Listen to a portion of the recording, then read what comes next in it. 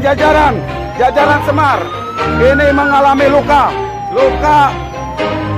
patah leher dengan patah kaki.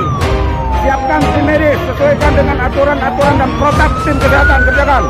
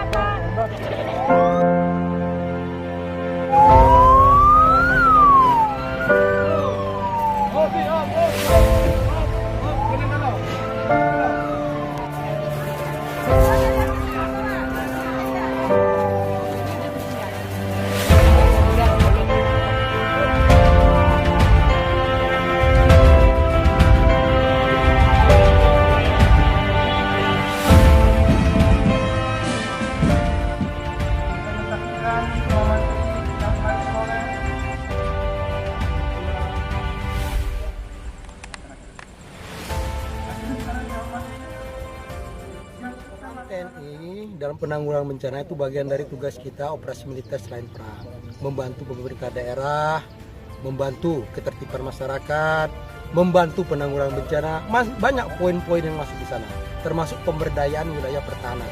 Karena pertahanan negara yang kuat adalah masyarakat yang sehat, kuat dan sejahtera, yang terhindar dari persoalan-persoalan yang berkaitan dengan